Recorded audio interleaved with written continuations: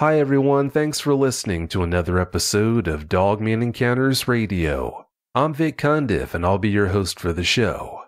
If you've had a Dogman encounter of your own and would like to speak with me whether in private or on the show, please go to dogmanencounters.com and submit a report. I'd love to hear from you. If you'd like to help support the show by becoming a premium member, please go to dogmanencounters.com/podcast to sign up. Memberships are only $2.99 a month.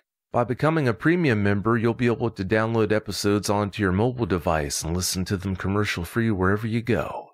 Also, if you'd like to check out the new Dogman Encounters t-shirt store, please go to dogmanencounters.com/store and take a look around. Buying a t-shirt or sweatshirt there is another great way to help support the show. As always, thanks for listening. Alright, let's bring on tonight's guest. If you've listened to episode 42, you'll remember tonight's guest, Jim. On that show, Jim came on and told us about strange things he's experienced at a place called Hummel Park, which he lives close to, including a Dogman encounter a friend of his had there. Well, since we did that show, Jim's had more experiences there, including some of the upright canine variety. Jim, welcome back to the show. Hi, Vic. How's it going? Oh, it's going good. I can't complain. How about yourself? It's going good. We've just been getting drowned with a bunch of rain here, and that's about it. Yeah, the weather has been crazy lately, no doubt about that. For the people who missed episode 42, Jim, please give us a brief bio on yourself. My name's Jim. I'm born and raised here in Omaha, Nebraska. I've lived here all my life. Spent a lot of my younger years, hunting and fishing. I've been totally, an outdoorsman and stuff.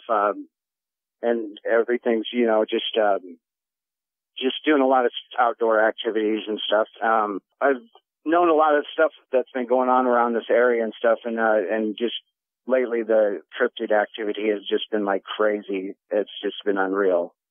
Yeah, it sounds like it. As the listeners are going to hear when you talk about what's been going on, they'll understand as well. Since you came on for episode 42, some things have changed, including the fact that you now have a research partner. What can you tell us about her and the Dogman research the two of you do? Yeah, it's a friend of mine that she showed a big interest in the cryptids and stuff, and she's always like, sending me stuff from YouTube and did I see this or did I see that? And she's had a really good interest in the stuff, and she's pretty knowledgeable about the cryptids and stuff. But we've gone out like a few times and stuff, and she's like so far brave and stuff, but we'll have to see, on a real sighting. She's like everybody else, they want to see one, and so it's just, she's all apt to, get out there and especially at night to go look for these things, and sometimes it's just not the best time to go at night is to go look for these things, especially with just like a couple people. Yeah, better safe than sorry. A lot of strange howls are being heard in your area. What more can you tell us about that? Okay, this is something that's really, really weird lately that's been going on. I've talked to a few different people that live in the area, and they've been experiencing these weird howls coming out of the woods. And one guy I talked to, him and his friend were outside at night, and they were smoking, and next thing you know, he said this thing let out this blood-curdling, scream howl. And he's lived in this area, all his life. And he said he's never, ever heard anything, even close to this, what this thing let out. He said it made the hair stand straight up on him and his friend. And then they both looked at each other, and then it was just like, okay, let's go back inside. And he was telling me about it, but he said he couldn't figure out what kind of animal or anything would make a scream howl like that. He said it just shook the insides of you when it let out, and that's what really freaked him out, is it was so intense. Yeah, I'll bet that did get his motor running. You've also noticed something strange happening to trees in your area. What's been happening to them? This is another bizarre thing that's got me freaked out, and the pictures that I show people and stuff, they're just baffled by what's causing this. But been finding trees in the area that have been clawed, and it's not just a little clawing. These things, they'll dig at least 2 or 3 inches into the tree. It'll go anywhere from like 5 feet clear up to like 20 feet up these trees, and they just shred these trees. It blows me away how sharp their claws and stuff has got to be, because there'll be like wood chips all around on the bottom of the tree where these things just rip the tree up. The tree's usually just wasted after they get done with it, but I've been finding these things all around like Hummel Park, and then it's even started expanding outside of Hummel Park area on some of these roads that are in like pretty much in the residential areas and stuff. They're definitely moving into the city from where the park is. The park borderlines on city limits, but these things are definitely moving inside of the city limits now with these trees and stuff all clawed up. Well, that's pretty unnerving. Yeah, it's pretty freaky. Yeah, if you want to leave your mark and let your presence be known, I can't think of any better ways than that to do it. So, like I said, yeah, that's pretty unnerving. Before we talk about your recent experiences, Jim, from what I understand, an eyewitness came to your workplace and shared an experience he had with you. What did he tell you? This was really crazy because the guy that came to me, he's pretty high up in this company, and I own a restaurant, and it's our food distributor. Jim, he's a really good friend, and he's into the cryptids big time. Well, he brings this guy in for lunch, and they eat, and they're just still sitting there. Well, we closed the restaurant, and I went over and started talking to him, and Jim introduces me to this guy, and this guy's like fidgeting around, and you could tell he was like super nervous, and then Jim looks at him and says, "Go ahead, tell him about it." And I'm thinking, oh, he's got something good to tell me, you know. So the guy goes, yeah, Jim said that you're kind of knowledgeable in this area and stuff, and you could just tell whatever he was going to say was just like, I mean, it bothers him a lot. So he starts telling me that him and his wife are leaving their house. Well, their property is on this Ponca Creek, which runs from Hummel Park, you know, and it runs right, you know, down through the woods and everything. Well, he lives further down on this creek, and it's like, you know, all connected in this area. Well, he says him and his wife are leaving one night. It was like around 7 o'clock, he said, and they go get in their truck, and he puts it in reverse. Well, his truck has got one of these backup cameras. Well, he said as he was backing up, he seen something go in back of his truck, and he figured it was just like a couple deer or something. Well, the next thing you know, his wife starts screaming, and is hysterical, and she's screaming, "What are they? What are they?" And he takes his truck and he whips it around kind of, and the headlights came onto these two things, and he said they were like 20 feet away from his truck, right dead center in his headlights. And he just, I mean, his voice and everything was just, I mean, you could just tell it scared the out of him. So I'm like, well, what were they? You know, were they like Bigfoot or? And he looks at me and he goes, no. He goes, these things shouldn't exist. He goes, he gives me this like serious look, and he goes, they were werewolves. And I'm like, oh wow. I go, you've seen some dogmen, and he goes, I don't know what they were, but he says he'd never seen anything as frightening as what him and his wife seen. He said that these things went from his driveway and they jumped down, but then he said one of them was like a 5-foot one, but the other one was a smaller one that was like around 4 foot. So it was like an adult and probably a juvenile. Well, he said these things went off his driveway and down into the field kind of where the creek was. So he takes his truck and he whips it around again and then faces it down towards the creek, and he hits it with his bright headlights, and he said the little one cleared the creek, and he said that it cleared the creek, and when it went into the woods, and he was just like awed at how fast and how far this thing just jumped over this creek and stuff. And then he said the big one was still standing there, and he said it like stopped, looked at him, and then he thought maybe it showed him its teeth, and he said this thing just bound like up over the creek and then into the woods with where the little one went to. And he said he was just totally freaked out, and he didn't really know who to talk to or, anything about seeing this. Cause I mean, who are you going to tell that you just seen a werewolf? Well, he ends up talking to, Jim and stuff. Well, then he's telling me, he goes, something happened like a week before this incident. And he said he walked out onto his back patio and in his backyard, he's got about a 15-foot retaining wall. And he said he walked out there and it was at night, and he said there was something out there with him. And he said he'd seen the shadow jump up and over this wall, and he was like just blown away because, it cleared like a 15-foot retaining wall.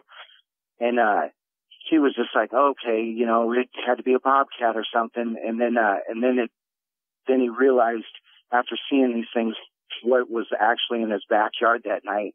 And so he was wanting to know, will they come into the house or, will they attack him or anything like that? And I just told him, you need to just leave them alone.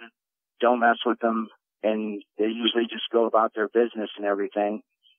So he just wanted to know like everything about these things, and he was just, and his wife was like totally petrified and won't go outside at night, and he was mainly worried about their safety and everything. And I said, just don't mess with them. And I go, if you hear any like scratching at the windows late at night or any little knocks, I go, don't look out the window, because they're usually trying to get you to, come out and look at them and stuff. And I said, just ignore them, keep your trash inside. And, I go, they're probably just passing through and stuff. And then just recently he told Jim that he had been outside and there was like down on the field, he said he's seen this, a dark thing sitting on top of this wood pile. Well, he goes inside and he gets his binoculars and he comes back out and he just gets his binoculars up on this thing, and the thing had been watching him, and it jumped up, like off of this wood pile, and he said this thing was gone in like a blink of an eye. It was so fast. And he goes, he knows that it was another one of these, dogmen sitting down there. And he told Jim to tell me about it and stuff. And, what did I think? And if they're like in the area to stay or what. And, so I just told Jim, I'm like, they're probably just passing through again. But, that was his encounter that he told me. It sounds like his wife's never going to go back into the woods, but do you think he's ever going to be able to go back in?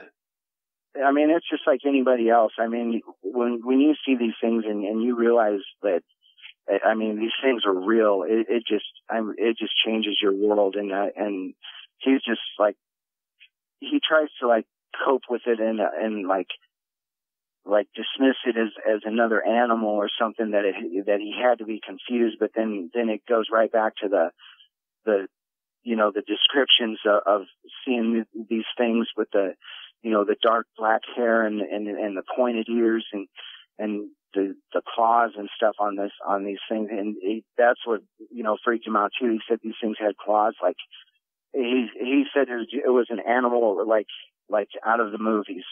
He was just blown away that this thing is, a real living creature. Yeah, it is a lot to take in. I hope sometime he's able to go back into the woods and do whatever he normally would do and live his life without being too fearful of them. Before you tell us about your recent experiences, for the people who missed episode 42, please give us the ultimate guide to Hummel Park, since that's where all of your experiences happened. Okay, Hummel Park is a park like all its own. It's got a history of a lot of negative things that have happened, a lot of murders, bodies getting dumped. It's just a really negative, kind of a negative vibe area. It's just a lot of bad things happen up there for some reason. It's just one of them parks that draw in the negative of life and stuff.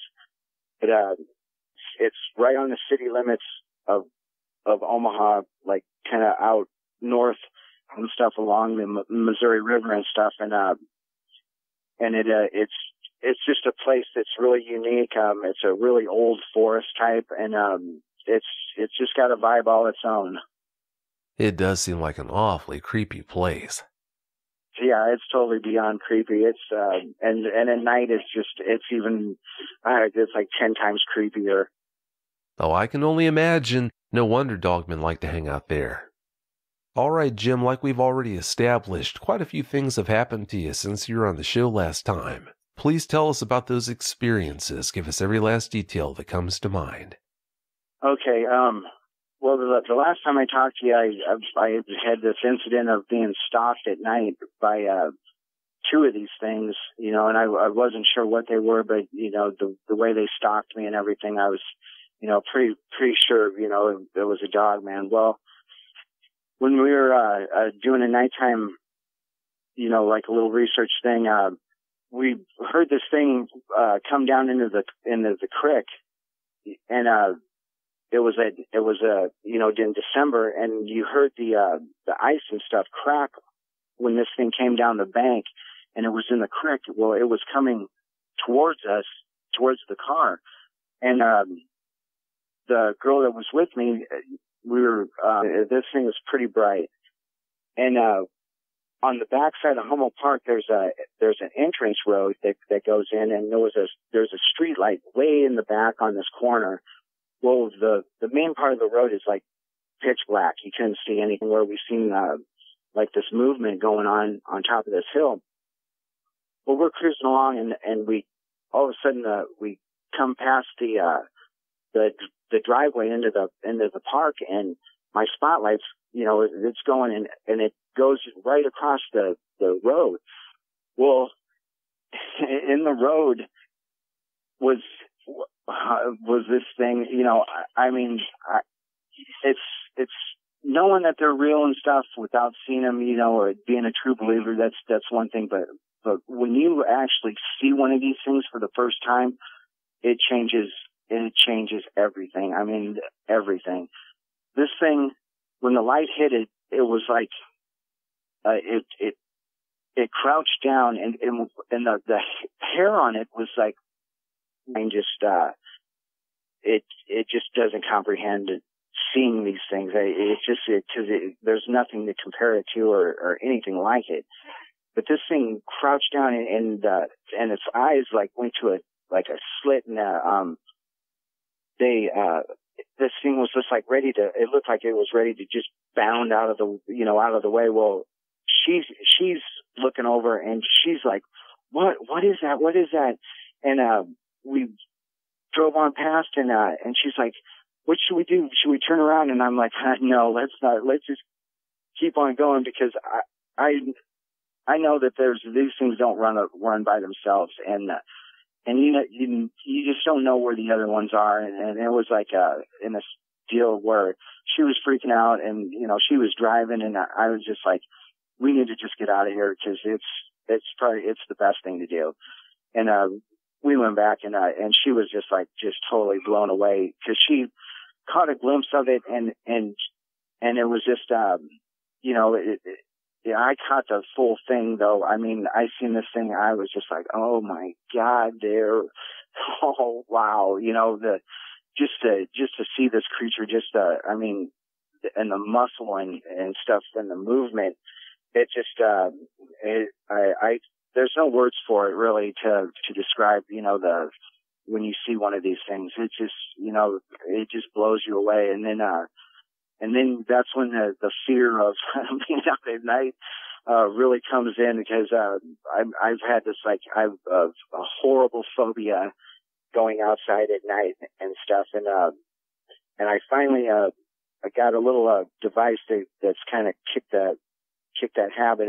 It's a handheld FLIR that I've been using, and it's for anyone with that suffers from these things scaring the heck out of you, and then you don't want to go out at night. One of these handheld FLIRs helps out so much. I can't even tell you how much they help out, getting back into the night and stuff. It was like a miracle cure for me. That was in December in the wintertime. Well, then come spring, I'm out there, constantly, I go out there, looking for stuff at least, once, 2, 3 times a week. And it was during the spring, and I parked my truck and go up this like about a 15-foot embankment, and I'm like looking for structures and stuff. I do a lot of photographing of like these Bigfoot structures and stuff, and I get up there, and I'm noticing another tree that had gotten clawed up, and this one like looked really super fresh, and I'm taking pictures of it and stuff, and I'm noticing the forest is like dead quiet, and I'm thinking, oh God, there's something's around. So I was like started just fanning around taking pictures and stuff, and I noticed this dark spot up on this hill, and I zoomed in on my camera, and it was still up in the dark part of the woods, but you could get like kind of a silhouette, and I'm taking pictures of it, and I'm like, God, that looks like a dog head, and I'm laughing to myself. I'm like, oh yeah, that's a pretty weird tree stump to look like a dog head, and so I start walking towards the thing, and the closer I'm getting, the more defined this thing is, and I'm like, wow, this thing is like really looking like a dog sitting up there, and it was totally black, and I'm like kind of walking up kind of slowly, and then all of a sudden the ear moved, and it like caught a sound from somewhere else, and the ear twitched and moved in another way, and I seen that, and I mean I about lost it. I started backing up, and how everyone, you're not supposed to run or anything. Well, it's just me up there, and this thing's pretty big, and I just took off and jumped on this embankment and landed on the bottom, and almost broke my legs just jumping off this thing. But it was one of them things where it's just like, oh my God, there's one up there, and everyone's just like, oh, get out there and research and get those pictures and stuff. But let me tell you that when you see one of these things and you know what they are, your courage is gone. I mean, you're wanting to back out, and just, you've seen enough. Just a glimpse of these is you've seen enough. And, I jumped down this bank, and got to my truck, and, cause you just don't know where the other ones are, cause they're not alone. And this thing was just up there, just watching me the whole time. And then I just know that, it probably had 2 or 3 of them that were already coming around to flank you and stuff. Cause, it seems like it's like what they do or something with their maneuvers and stuff. And then, I found out that, after like when that guy talked to me about his encounter and stuff, well, that afternoon after they left, curiosity got the best of me. So I go into Humboldt Park, and I get down into the creek, and, I'm kind of looking around to see if anything's been traveling the creek. Well, I get down there, and I'm walking in the same place where I had my first encounter with them. And then I come around in this corner, and there's nothing but bones everywhere in this area. There was like I'm pretty sure it was a dog, there was raccoons, there was possums, and just bones scattered this whole area on this creek bottom. And so I walk a little bit further, and I'm wading into this grass that's like waist high, and there's just down trees, and the grass is like growing up over these things. Well, I noticed that there's like these little a hole going into this one. And so I walk over, and I get down, and I look, and something had got underneath this tree, and cleaned out an area underneath this thing. I mean, like it was like vacuumed. It was that clean. And it was like in this like little room thing that it had made with these tunnels going off in the different directions. And so I took some pictures and stuff, and then I stood up, and I'm standing, waist deep in these things, and I'm thinking, oh God, okay, here I am by myself, and these things could be anywhere, because I mean they camouflage, it's just incredible, their camouflage, and so I'm like, okay, I got to get out of here, and I try not to put myself in these situations where it's just me, but it's hard finding people to go out there with you, to look for these things, because it's most of the time, people are like, oh, I don't believe it. But when you tell them, come on, I'm going to go prove it, and nobody wants to go with you and stuff.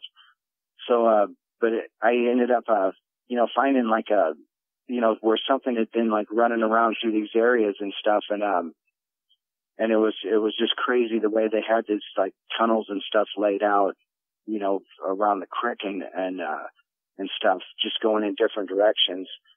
So, that was pretty much, like everything that I've been experiencing so far. And then, another thing that was like kind of weird, I found the other day, and I sent you a picture of it, was it was a raccoon that had been eaten. But the thing, I've grew up in this area, and I've seen a lot of roadkill and seen a lot of animals that have gotten killed and stuff by other animals. But this thing was the most weirdest, bizarrest thing I've ever seen in my entire life. How it was, the raccoon was like rolled, like the skin was rolled up on this thing, and it was like squished, and it was like the skin was still connected on the tail and then on the head, and you could see where the neck was broken, but every piece of meat and everything was like skinned off of this thing, like it had just been, I don't even know how to describe it. It was like picked clean, and the kill was like, it couldn't be more than a day or two old. It was pretty fresh, but the thing that was really disturbing was the way the fur was rolled around and around and around. Like, I don't know how it was like made this thing had been squeezed and popped out of the skin or something. It was just, totally bizarre on the way this thing was. But that's about everything so far that's been, going on around the Hopple Park area. Well, I'd say that's enough. That's quite a few strange experiences. Before that one dog man crouched down and ran away in December, did it ever display any aggression toward you? It looked, pissed. It had that look of like a cat when they get angry, or they get like, they're agitated, ready to strike at you, and their ears go back. That's this thing acted just like that. It did. Like the eyes, you could, because the reflection of the eyes and stuff were just like it was more of a, like they had a golden, like I don't know, it was like a golden blue kind of dark gold color, the way that their eyes reflected, but you could just see it just squint down. It just like you just seen it squinting, and the way the ears went back, and you knew it was pissed that you seen it. They don't. I don't think they like to be seen at all. And when you do see them, it just it's not good. It just it puts them on the anger, like big time. Oh no, yeah, it's definitely not good. But it definitely did direct that aggression towards you, in your opinion, or did it just seem to be angry for whatever reason and not focus on you? Oh no, it was totally focused on me. It was dead set on me, because I don't think it didn't expect that spotlight to come around the corner like it did, and it was like in the shadows. If you wouldn't have had the spotlight on, you would have never seen it. It would have been, you would have just went on by, and this thing was in the black of the, where there's nothing, no light or anything, and you would have never seen it. Oh, with the way they're camouflaged, I don't doubt that one bit. The day you found that tree that looked like it had been freshly clawed, did you ever take any pictures of it? Oh yeah, I've been like documenting like all these trees and stuff, and it's just the amount of force that they use to rip these things apart. It's just mind-boggling. It's like, I've showed some pictures to some people, and they're like, oh, that's a bear, that's done by a bear. And then they're like, they freak out because I tell them, well, I'm in Omaha, Nebraska, and the only bear we have is in the zoo. And they're like, oh, that's Dog Man. Huh. Yeah, that kind of does narrow it down, doesn't it? Totally. Yeah, I'd say it does. Have you gone back to the place where you found all those bones since the day that you found it? Well, yeah, curiosity keeps me going back there. I go back there a lot, and it's strange because whatever goes through that area, it's hard. I've been like really looking for tracks and stuff, and for some reason there's something that runs through the creek and it stays in the creek, but it leaves like these big, like round kind of prints down in the mud, in the creek, like in the creek where it's almost like it stays where it doesn't leave prints and stuff. It's just hard to just explain because something's moving through the area, but it's just they don't leave like anything behind. They're pretty stealthy. Oh, that they are. Yeah, if they leave anything behind, it's only because they want to. A waitress you work with had an unnerving experience of her own in Hummel Park not all that long ago. What more can you tell us about what happened to her? This is another one of the Hummel Park's freaky incidents. Her and some friends were out there, and they were just up there, talking and smoking and stuff. And she said that they heard something coming up out of the trees, and one of the guys had a flashlight, so they turned on the flashlight, and they heard this thing come up out of the trees. Well, they turned on the flashlight, and here she said it was the biggest black dog-looking thing with red eyes that came up out of the woods, and she said everyone just, scattered and jumped in the cars and was out of there. But she said that this thing came out of the woods, and she said it looked pissed and wanted, everyone gone. And she said that they took out of there, and they haven't been back up there since. Well, I can't say I'll blame her. Did she ever tell you if the dogman chased anyone as they were trying to make it to their cars and make an escape? No, she just said that the thing just sat on the edge of the woods and just was, right there just staring at them. And she said they were out of there so quick, and they didn't look back. They were gone. Oh, I'll bet they were, and I'll bet they did. Before we have you give us your closing comments, Jim, I want to put something out there for the listeners. As I'm sure most of you already know, a few weeks ago I released the Rogue Collection in the Dogman Encounter store. Rogue Collection t-shirts and sweatshirts have the illustration I've talked about in several episodes recently. That's the most accurate depiction of a dogman that I've seen to date. That's the illustration I was telling you about that Chris Chin and I worked on. Well, last night I released a new collection. It's called the Episode 137 Collection. If you go to the store, you'll see that it's been posted. It wasn't Chris Chin who made that illustration for me. It was an illustrator named Sarah Bergman. And as you'll see, Sarah did a great job with it. All right, now that we've got that out of the way, Jim, do you have any closing comments you'd like to share? No, just, if you're out there looking for these things, if you take your time and you're diligent on this stuff, you will see one. They can be seen, and but it's just there's a sense of danger that's along with it. You always want to be. You should have somebody with you, and you definitely want a way out of the situations you're in, like, quickly. And it's just be safe and keep snapping a lot of pictures and stuff, and you'll eventually get something. Well, that's all well said, and to address what you just said, if you do go out and try to seek out a dogman encounter, be careful what you wish for. Having said that, thanks again so much for coming on and sharing those experiences with us, Jim. I really do appreciate it.